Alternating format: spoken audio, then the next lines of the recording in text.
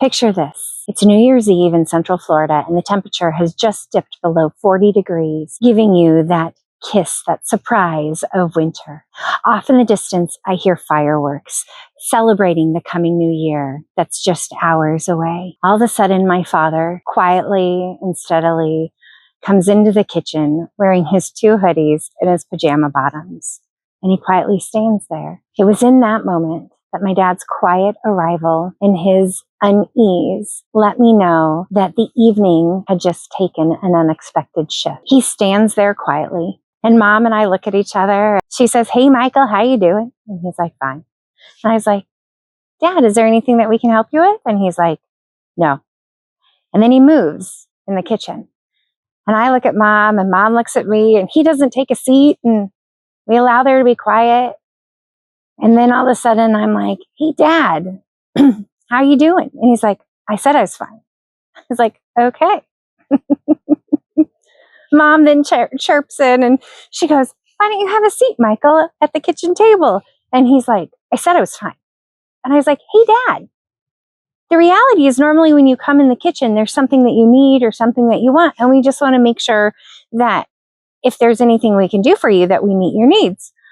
I said, "And if you just want to come in and hang out with us while we do the dishes, you're more than welcome." And he looks at me and he looks at my mom, and he's very quiet. And there's this like hush that comes over the crowd. And then all of a sudden he looks at both of us and he goes, "I'm forgetting a lot more lately." And my mom and I both kind of like get hit with a lead balloon, because the reality is my dad will not admit that normally. That's not his normal baseline response. Normally it's, "I'm fine and I remember everything." And in that moment, I looked at my dad and I said, "I know. We all live here. We know. But we love you, and we're here to help you if you need something." And he looks at me and he's silent. And my mom moves towards him. She shuffles over to him and she goes, "Who am I?" And he goes, "You're my wife." She goes, "Of 51 years. And he goes, "Yes, of 51 years. She goes, "And I love you, and you know who I am, and that's all that matters."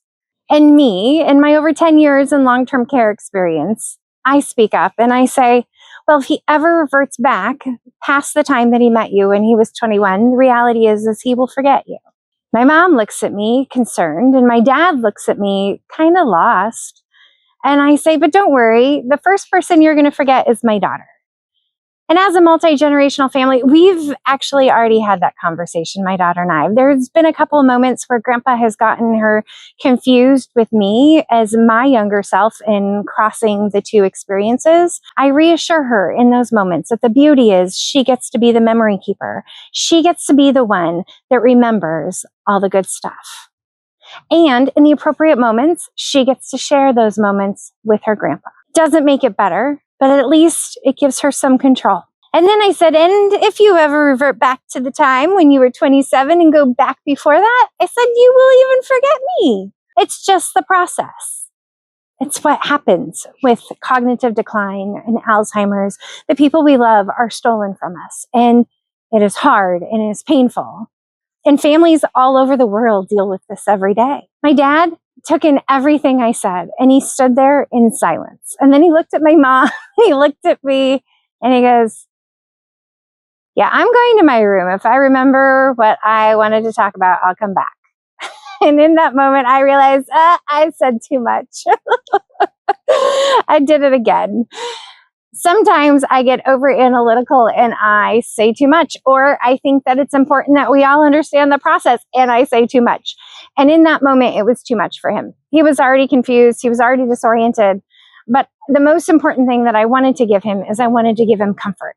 And so we kind of stopped him and told him how much we loved him. And we told him that no matter what, whether he remembers us or not, that we are here to take care of him and love on him, and that we will remember for him. And he kind of looked at us in this way of, well, that's good.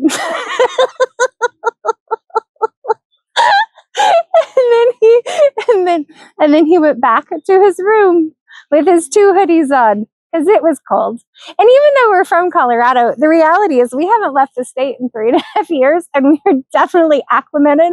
And when it drops below, I don't know, 70, I think we forget that we have to put on clothes. That's a different story. My dad took off to his room, and it was that moment. My mom looks at me and she goes, is he really going to forget me? And I said, if he reverts back to being before 21, yeah, he's going to forget you. He's going to forget your life together. He's going to forget that he's married to you.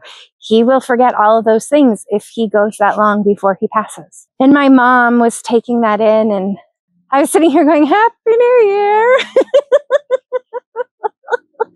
But that's the reality of living in a home with somebody that you're caring for that's cognitively declining and slowly leaving you. You never know when those moments are going to happen. I share our stories to say, how are you doing? How would you handle that moment? Do you have tools in your toolbox that I'm not using that would help me that you could share down below? Or are you somebody that would be overwhelmed in that moment and not know what to do or say? And would you be able to offer comfort and love and grace and mercy and peace in that moment? Are you able to slow down and remove yourself from the situation and listen? And then allow there to be space where speaking isn't happening so the person can be processing the conversation that's happening before them? Oh, I really hope so. And if those are things that you're not able to do, I invite you to follow our channel. That is kind of what we do here. It's part of what we do here. It is what we do here. That is what we do here, is we offer tools and stories and real life experiences to help you on your journey with your family member. If this video has met you where you are at, I invite you to buy me a cup of coffee. Links in the descriptions below. May 2026 be a year that you are able to grow in, that you are able to be fulfilled in, and that you are able to shine in. That you offer grace, love, and mercy to people in your life, whether they deserve it or not. That if you are a caregiver, that you remember that what you are doing is one of the most amazing, important things that you will ever do. And not to get down on yourself. And remember that there is an entire community here to support you.